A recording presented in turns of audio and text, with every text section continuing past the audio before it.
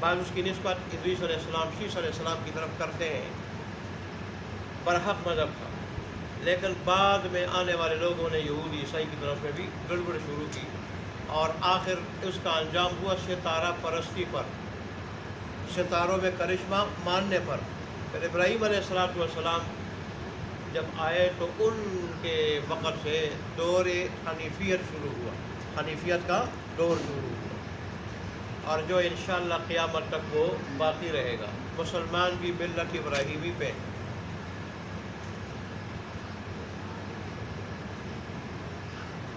اب ایمان کے مقابلے میں یہ ایک ہی ملت ہے، ایمان کے مقابلے، اس لیے کہ یہ سارے کے سارے کافر ہیں، اور مومن ایک طرف اور سارے کافر دوسری طرف، تو یہ کیا ہے؟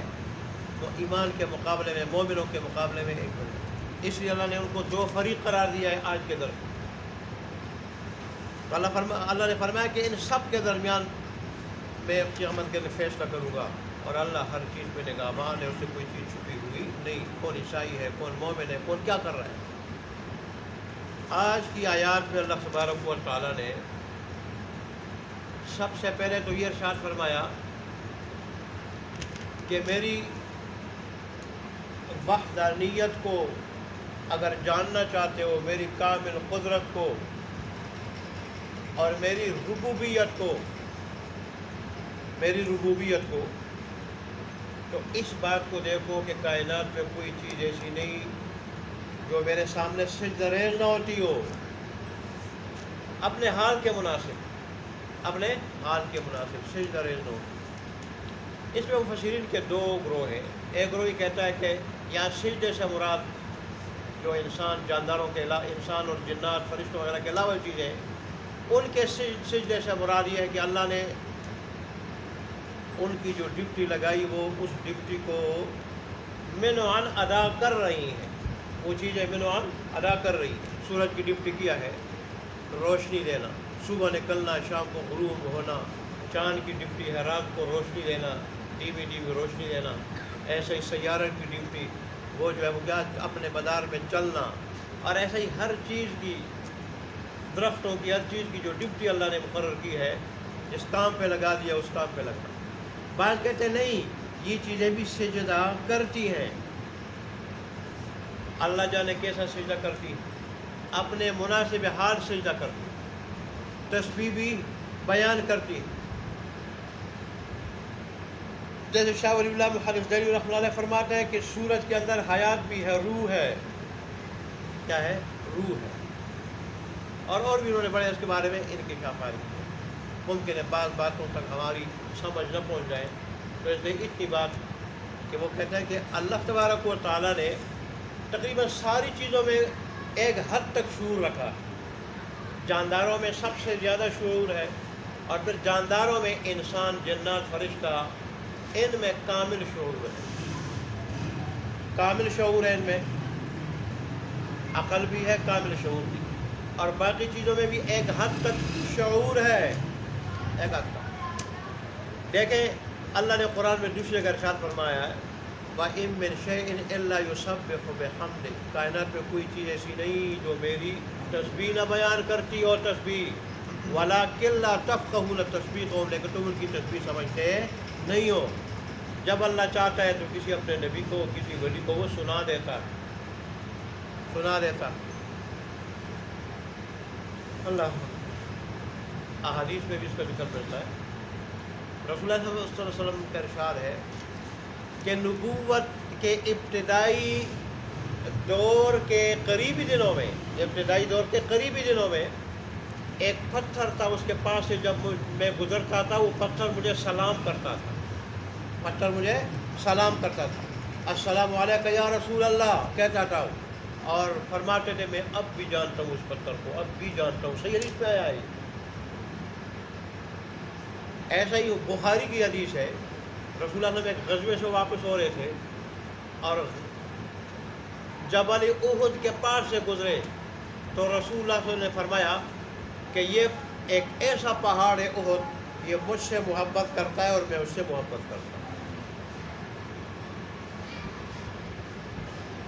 یہ مجھ سے محبت کرتا ہے اور میں اس سے محبت کرتا ہوں.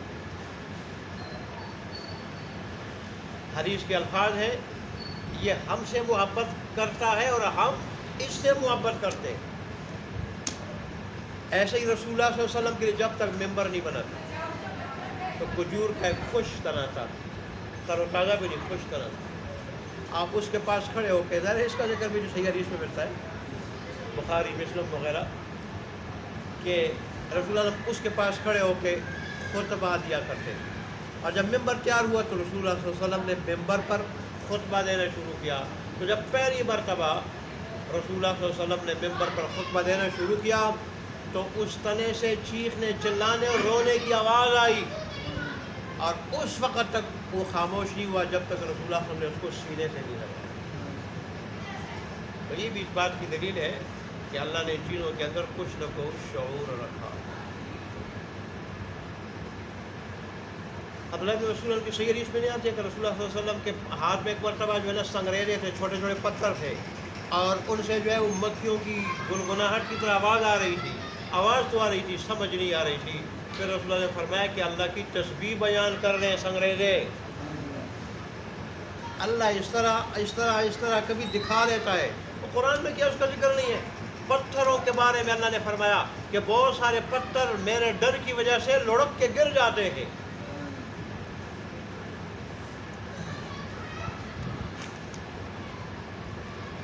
تو اللہ نے یہی بات ارشاد فرمائی حضرت انسان کو جھنجھوڑنے کے لیے.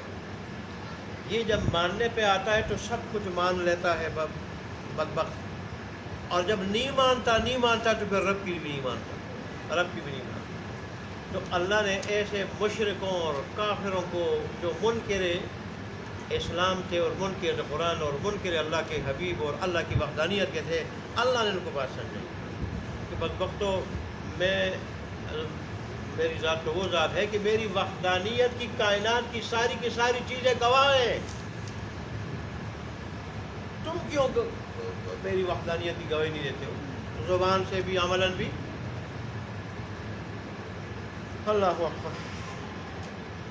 چلے وہ ترجمہ کل والی آیت میں کر دیتے ہیں.